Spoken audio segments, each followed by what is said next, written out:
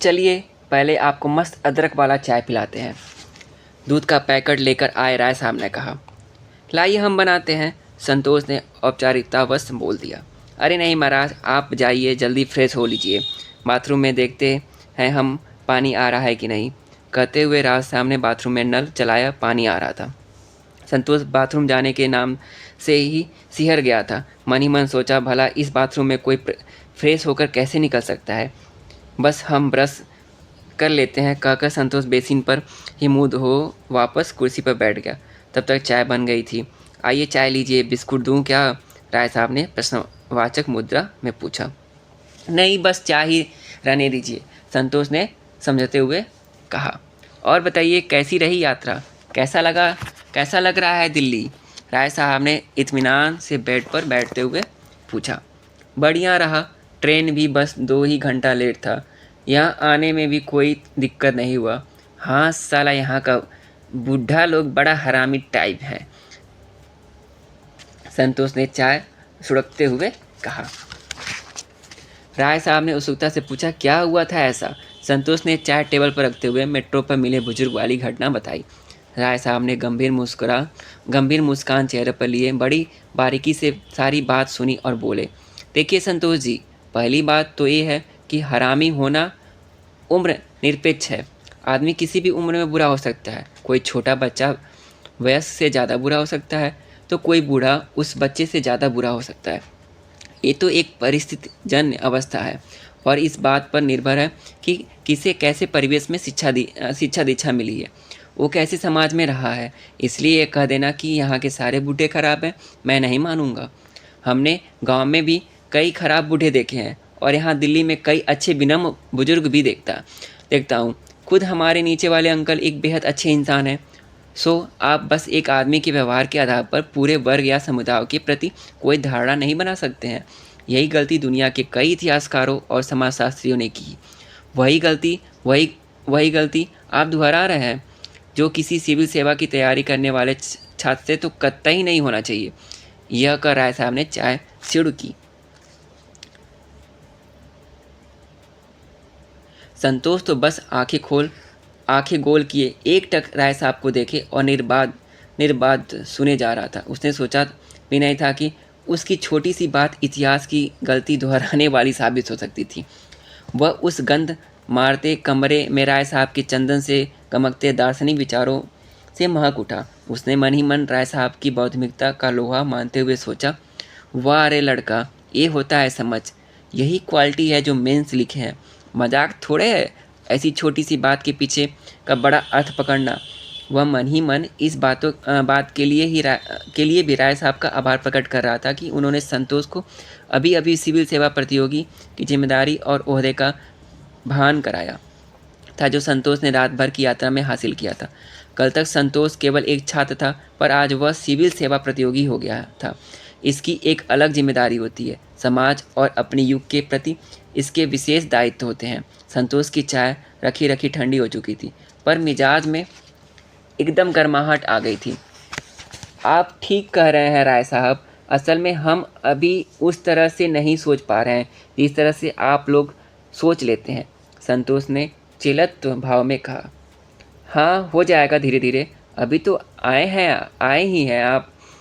हम लोग भी नया में कहाँ ऐसा सोच पाते थे, पर रहे 100 तरह का किताब पढ़े, कई चीज़ को देखे हुए समझे, तब जाके सोच विकसित हुआ, राय साहब ने गुरुत्व भाव में कहा। इसी बीच संतोष की जेब में रखा मोबाइल बजा। पटना से पाजेम बलम जी, आरा जी ओठलाली, मंगाईदा छपरा से चुनरिया छीट वाली। हाँ हेलो, प्रणाम पप्पा, संतोष ने कहा। हाँ खुश रहे। अरे पहुँच गए, फ़ोन भी नहीं किए, टेंशन हो रहा था यहाँ। उधर से विनायक बाबू बोले। हाँ पापा, मोबाइल डिस्चार्ज हो गया था, पहुँच गए हैं। फिर संतोष ने राय साहब को एक बार गौर से देखा, मुस्कुराया और एक बार फिर अपने पापा से बोला, एकदम सही जगह पहुँच गए हैं। संतोष तो अभी राय साहब की बदमिता के ताप से पककर परिपक्व होने की रासायनिक प्रक्रिया में था। राय साहब ने इस प्रक्रिया को आग बढ़ाते हुए संतोष को टोका।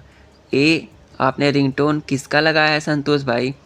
अरे आप तो जानते ही होंगे, भरत शर्मा व्यास का माटी से जुड़ा बड़ा ही हिट लोकगीत है। संतोष ने गर्व से कहा, पर अगले ही पल सारा गर्व कपूर की तरह उड़ गया। आप कैसा गीत सुनते हैं, कैसे गानों का रिंगटोन रखते हैं, मोबाइल का वॉलपेपर कैसा है, इन चीज़ों से भी लोग आपके व्यक्तित्व का मूल्यांकन करते हैं। सो इन चीज़ों के चयन में आपको सावधानी बरतनी चाहिए। ये जो गाना आपने लगाया है रिंगटोन में, ये बजेगा तो कोई क्या सोचेगा? एकदम से लम्फड़ छेड़छड़ा वाली फीलिंग आ रहा है। बताइए छोड़िए भोजपुरी का हो मोह माया, स्टैंडर्ड बढ़ाइए। आप एक बार हमारे पर मारिए मिस कॉल, राय साहब ने एक सांस में कहा। हर घड़ी बदल रही है रूप जिंदगी छाव, हर घड़ी बदल रही रूप जिंदगी छाव है, कहीं कहीं धूप है जिंदगी। खैर हमको गाना गाने नहीं आता है ना, तो ज़रूर हम इसका ट्यूनिंग हमारे मन में चल रहा है, लेकिन हम बता नहीं सकते, व्यक्त नहीं कर पा रहे। संतोष के काल लगाते ही यही गाना बजा। राय साहब के मोबाइल पर राय साहब ने बैंड पर से तकिया ले पैर के नीचे डाला और एकदम संत के आसन में बैठ वाचना शुरू किया। देखिए मेरा रिंगटोन माना फिल्मी है, शाहरुख पर फिल्माया गया है, लेकिन गीत में एक मैसेज छुपा है। ये गीत कल हो न हो जीवन की नश्वरता को दर्शाने वाला गीत है। ये बुद्ध के क्षणभंगुरता पर आधारित गीत है। ये सिद्धनाथ परंपराओं का गीत है। ये भारत के सदर्शन के कोख से निकला हुआ एक संश्लिष्ट गीत है। यह भौतिकवादी चिंतकों के चिंतन से उपजा हुआ गीत है, जो हमें आज के लिए जीने को प्रेरित करता है। देसी भाषा में अगर समझे तो ये कल करे सो आज कर वाली कहावत पर आधारित गीत है। गीत में हर घड़ी बदलते हुए जीवन के परिवर्तनशील स्वरूप पर प्रकाश डाला गया है। ऐसा गीत जहाँ बज जाता है लोग को एक शिक्षा देता है। आप भी अब सिविल एस्पिरेंट हो चुके हैं, ऐसे ही कोई गीत बना लीजिए रिंगटोन। अब आप ही कोनो सेट कर दीजिए, संतोष ने एकदम समर्पण भाव से कहा। अच्छा हम देखते हैं कोई मीनिंगफुल गाना जो सिविल सेवकों पे फिट करेगा। आपको कल तक देंगे खोज के, राय साहब ने उसे भरोसा देते हुए कहा। संतोष ने तत्काल फ़ोन को वाइब्रेशन मोड में डाल दिया। संतोष का मन राय साहब की बदमिता को सलाम करना चाह रहा था। उसने सोचा कि सुबह सही ही कहा था मैंने कि अब आपकी शरण में आ गया हूँ। वह सोच रहा था कि ऐसे आदमी की संगत में रह IAS IPS बनना बहुत दूर नहीं। पता नहीं राय साहब अभी तक क्यों नहीं हुए। अचानक यह सवाल उसके मन में आया, पर राय साहब के सम्मान में तुरंत निकल भी गया। काफ़ी देर बातचीत पर सिलसिला चलता रहा। राय साहब अपनी करामाती बात विचार से संतोष को लगातार चकित किए जा रहे थे। अब संतोष को थोड़ी भूख महसूस हुई। राय साहब की तरफ से भूख पर कोई परिचर्चा न छेड़ने पर संतोष ने ही पहल करना उचित समझा। चलिए थोड़ा बाहर चलें, कुछ खाकर आया जाएगा राय साहब, संतोष ने पेट पर हाथ रखते हुए कहा। भूख लग गया है, यहाँ रहिएगा तो हम लोगों की तरह इस पर विजय पा लीजिएगा। पढ़ाई और उसकी परिचर्चा में भूख का पता ही नहीं लगता है यहाँ लोगों को, राय साहब ने एक छेखड़ी टाइप हंसी में दांत निकालते हुए कहा। संतोष को लगा यार यहाँ भूख तो कोई मुद्दा ही नहीं है। राय साहब ने संतोष की मनोदशा भांपते हुए अपनी बात का वजन बढ़ाते हुए कहा।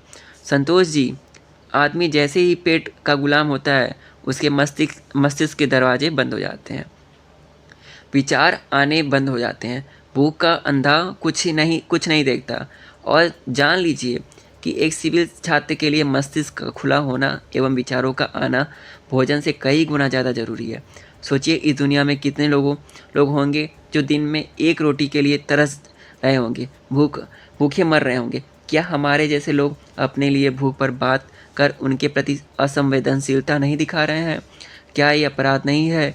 क्या हम खुद से नज़र मिला पाएंगे? अगर एक सिविल सर्विस का प्रतियोगी होकर भी हम उनके लिए कुछ न कर पाए तो क्या इस पर हमें सोचना नहीं चाहिए बताइए संतोष जी, चुप क्यों हैं? बताइए तो।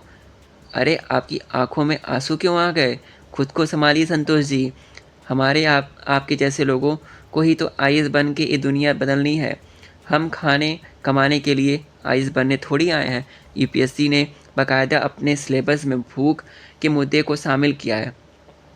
हमें वो भूख मिटाना है।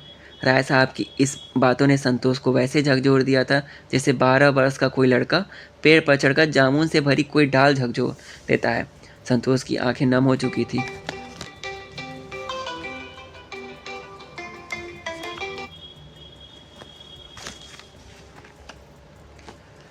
संतोष की आंखें नम हो चुकी थी। उसकी आंखों के आगे भूख से बिलखते बच्चे नाचने लगे। उसने लगा, हे भगवान, ये मैंने क्या सोच लिया। एक सिविल भर्ती होके भी खुद की भूख के जैसी सतही और तुच्छ बात कैसे कर दी।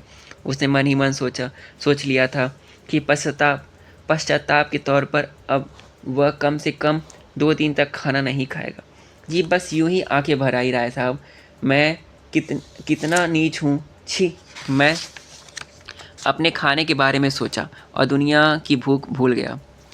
क्या बनूंगा मैं? आईएएस, संतोष ने आंख मिचमिचाते हुए कहा। आप अब इतना भी खुद को शर्मिंदा न करिए। अरे अभी तो आप आए हैं। आज ही आपको क्या पता एक आईएएस के छात्र को किस एंगल से सोचना चाहिए। हम लोग भी शुरू में ऐसे ही सोचते थे, पर धीरे धीरे खुद को बदले। आप भी हो जाएंगे, आपका भी हो जाएगा, टेंशन मत लीजिए। आइए, टिफ़िन तो रखा ही है, दो दो रोटी खाते हैं उसी में से, कहकर राय साहब टिफ़िन उठाने बेड से उठे। संतोष ने आपकी चुप रहना ही उचित समझा। उसे लग रहा था कि अब फिर कुछ गड़बड़ न बोल दें और फिर एक बड़ी ऐतिहासिक भूल दोहराने की ग्लानि झेलनी पड़े। राय साहब अखबार बिछाकर उस पर टिफ़िन खोल छितरा चुके थे। संतोष ने एक हाथ नाक पर रख चुपचाप खाना शुरू कर दिया। राय साहब ने इस तरह अपने ज्ञान को तो बांटा ही, साथ ही संतोष को वैश्विक भूख की जो भयावह तस्वीर दिखा, अपने कम से कम 50 रुपये भी बचा लिए थे, जो मेज़बान और सीनियर होने के कारण संतोष को खिलाने में लग सकते थे। इसका अगला पार्ट अगली वीडियो में। धन्यवाद।